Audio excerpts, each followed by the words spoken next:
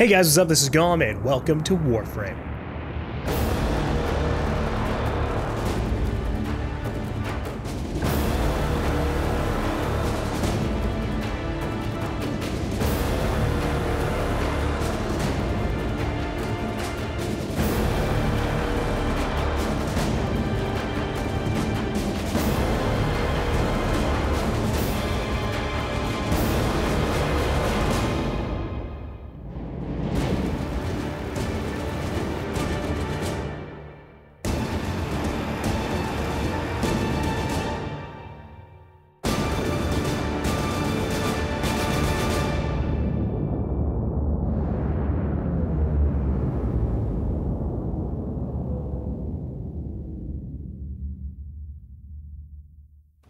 So the people at Warframe reached out to YouTubers such as me and my bud Chill to check out the game before the next big content update came out.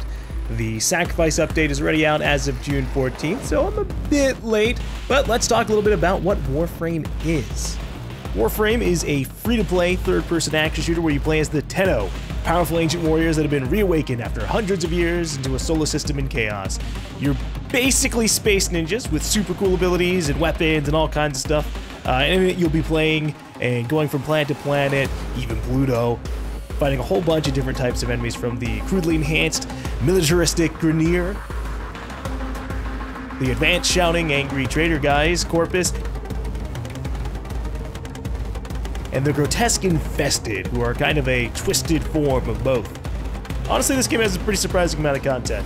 From its Warframes, primary, secondary, and melee weapons, companions, archwings, mods, resources, crafting, customization, planets, game modes, quests, boss fights, multiplayer, and even like open world as of last year. It's got a lot, and there's things I don't know about because I just didn't get too far, or things that are going to be added in the future, and it's pretty crazy. I put in like 25 to 30 hours trying out the game just for this video, and I've definitely barely scratched the surface of what's been added over the years. But I did have fun. I had fun blasting my way through everything as Ember, who is a very powerful Warframe. She just lights everything on fire. So if you ever had kind of tendencies of liking fire a bit too much, you might feel some satisfaction just jumping into hordes of enemies and lighting them all up just by standing near them, because I know that I did.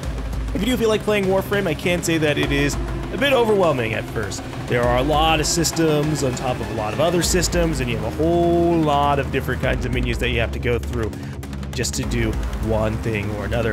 And when you combine that with all the made-up icons or names in those menus, you can definitely have a hard time trying to stay in-game, rather than just kind of like going off to Google or even just going into the in-game codex to look up what something is. It's definitely kind of an accepted charm about Warframe.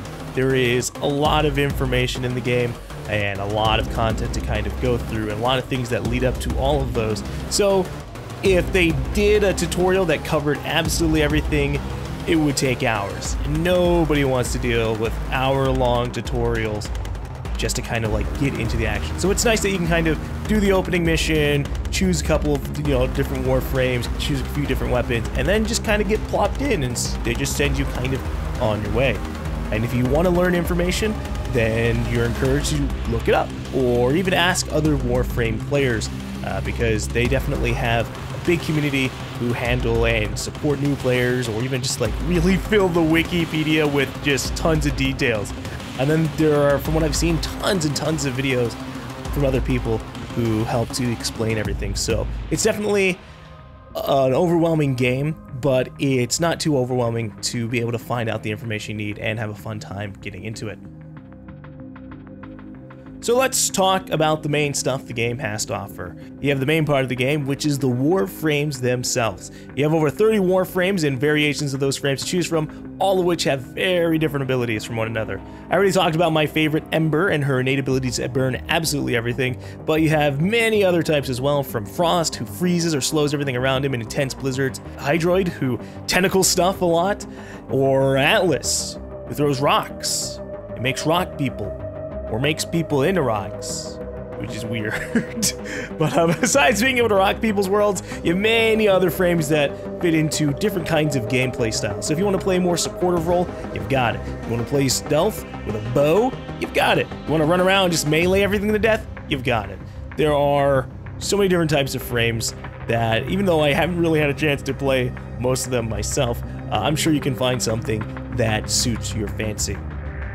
The best part is that you don't really have to get locked into any of the Warframes. If you don't like one of the Warframes that you're playing as, which is bound to happen because not everybody likes the same type of thing, you can just make another Warframe. There is a little bit of a crafting system for making new Warframes and weapons and things like that, so it definitely can take a little bit of effort to get to those different ones, especially the much later Warframes that you could consider more like mid to late game kind of things. But you can, if you can get the resources, you can make the Warframe, and that's great, rather than choosing a character or a character class and then a weapon at the beginning and being locked into that for the entire game. You're encouraged to just have a whole bunch of different things there. You want to have a Warframe for doing the defense horde mode missions? You've got it. You want to have one for kind of charging through and being as stealthy as possible while still being super fast? You've got it. You have a whole lot of different options, and it's cool that you can kind of use entire different characters and builds as your loadout rather than just kind of changing some of the gear, and that's really it.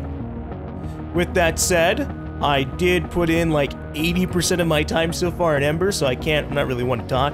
I definitely enjoyed playing her a whole bunch.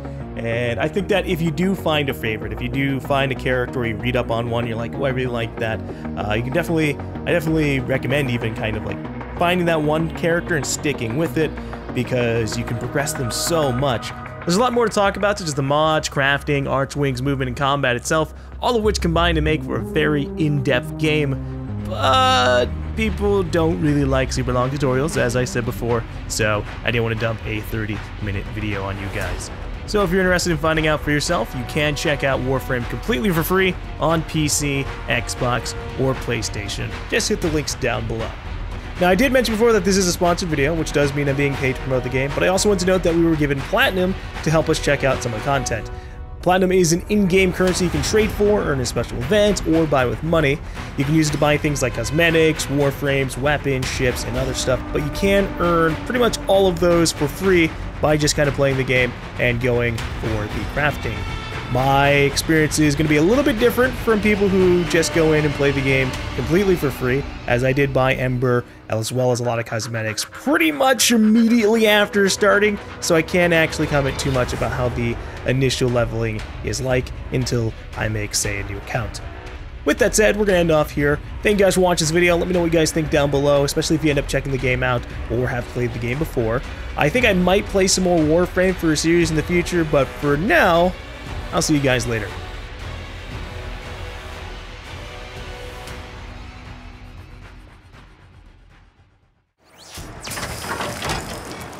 GaLm. Follow the GaLm. They're friends. GaLm.